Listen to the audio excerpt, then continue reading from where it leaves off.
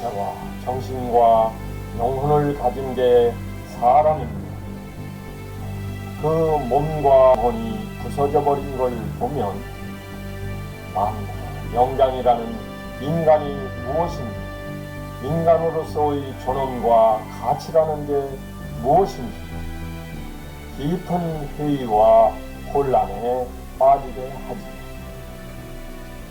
기족은 1인용 육신에 실려 서서히 흐르는 시간의 강물 위에서 와본 적 없던 비포장길을 걷고 또 걸어 여기까지 왔는데, 내가 누구인지, 내가 왜 여기 이렇게 왔다 가는 것인지 아무도 모르는 거지. 그래도 살아내야지요. 육신의 연약함이 우리에게 얼마나 겸손을 가르치던가. 이 다음에 추한 모습 보이지 않게끔 시간이라는 강적에 맞서서 미리미리 돌봐줄 사람도 세워놓고 지혜롭게 대비를 해야 하겠습니다. 안녕하십니까. 연간 100건 이상의 유언 공증을 전문적으로 하면서 아울러 후견계약 공증도 유언 공증과 한 세트로 많이 하고 있는 공증인 이상석 변호사입니다.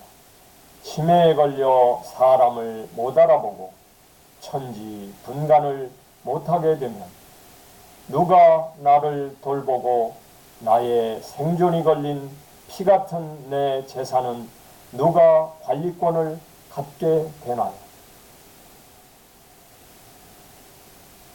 1960년대 트로이카 톱스타로 이름을 날렸던 영화배우 윤정희 씨가 알츠하이머 치매로 투병 중인 가운데 누가 그녀를 돌볼 것인가에 대해 친정 동생들과 남편인 피아니스트 백권욱 씨 및 딸 바이올리니스트 백진희 씨 사이에 서로 관리하겠다며 법적 분쟁이 벌어진 상태라고 합니다. 윤정희 씨의 딸인 백진희 씨가 2020년 10월 28일 서울가정법원에 치매를 앓고 있는 윤정희 씨의 국내 후견인으로 딸인 자신을 지정해달라며 어머니에 대한 성년후교 개시 심판을 청구했는데, 그에 대하여 윤정희 씨의 친정 남동생이 성년 후견 개시 심판에 참여 의사를 밝혀 정식으로 참가인 자격을 얻어 다투고 있기 때문입니다. 앞서 백진희 씨는 프랑스 법원에도 딸인 자신을 후견인으로 지정해 달라고 신청했었고, 그에 대해 친정 동생들이 프랑스 법원에 이의를 제기했었으나 프랑스 파리 고등법원은 딸의 손을 들어줘 딸이 후견인으로 지정돼 현재 파리에 머물고 있는 윤정희 씨를 돌보고 있는 상태라고 합니다.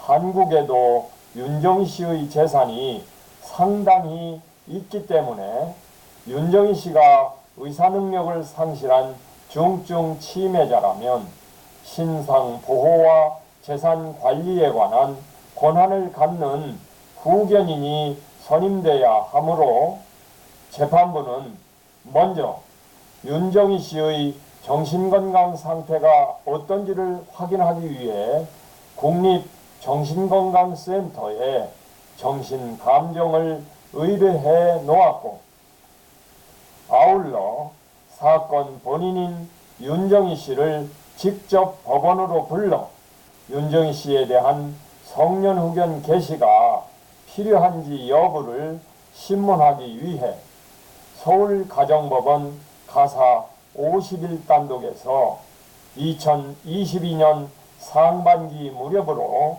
기일을 정해 윤 씨에게 신문기일 소환장을 송달하였다고 합니다.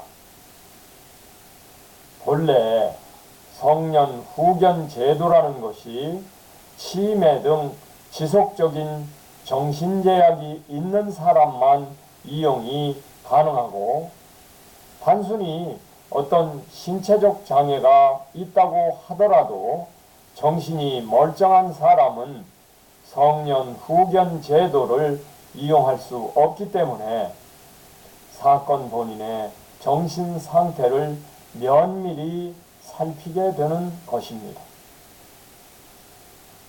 재판부는 그러한 사건 본인 당사자 신문 결과를 토대로 윤정희 씨의 기존 진료 기록과 법원이 지정한 전문 정신감정인의 정신과적 판단, 그리고 가족의 의견 등을 종합하여 최종적으로 윤정희 씨에게 성년 후견이 필요한지를 결정하게 되는 거지요.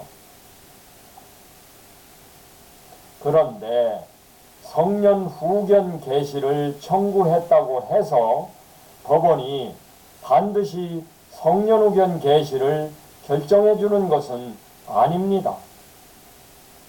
가족이 돌보겠다며 성년 후견 게시를 청구했는데 엉뚱하게도 제3자가 돌보라며 한정 후견 게시를 결정한 유명한 예가 있지 않습니까?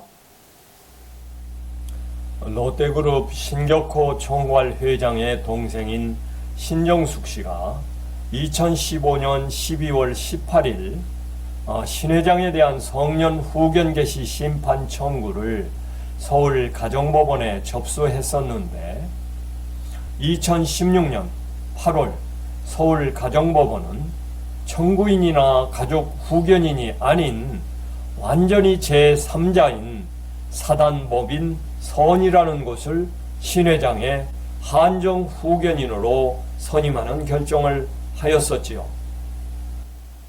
후견 계약, 보다 정확하게는 임의 후견 계약이라는 것은 아직 자기가 정신이 멀쩡할 때, 장차 자신이 치매에 걸려 의사 결정 능력이 없어질 경우를 대비하여 여러 사람 중에서 가장 믿을 만한 어떤 사람을 특정하여 자신의 신상 보호 및 재산 관리를 맡아줄 후견인으로 세워놓고, 그것을 공증받은 서류, 공정증서를 가정법원에 미리 등기까지 해놓는 것을 말합니다.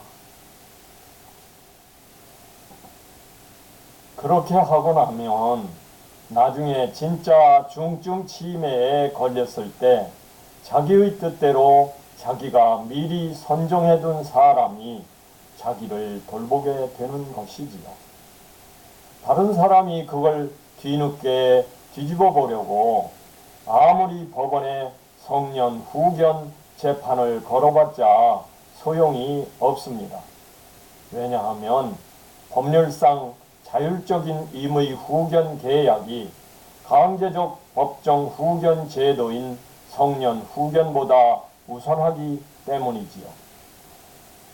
이렇게 미리 후견 등기까지 해놓으면 나중에 자식들 간의 재산 싸움이 벌어져 부모를 휠체어에 밀고 다니며 정신과 감정을 받는다, 법정에 들락날락 우세 사는 일은 안 해도 되는 것이지요. 말하자면 100세 시대의 장수 세대를 위해 새롭게 도입된 제도가 바로 후견계약 공증, 후견 공증 제도인 것이지요.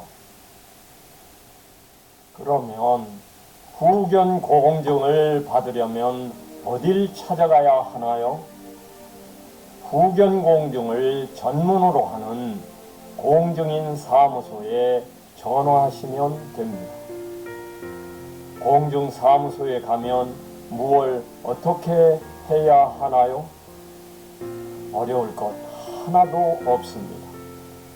공증사무소에 국가 소식이 다 비치되어 있기 때문에 장차 후견받을 사람과 후견인이 돼 돌봐줄 사람이 상세 가족관계 증명서, 주민등록표 등본, 인감증명서를 한 통씩 떼어가지고 공증실에 미리 제출한 다음 이틀 뒤에 신분증과 도장을 지참하고 공증실에 가서 말만 하면 다 알아서 작성해 줍니다.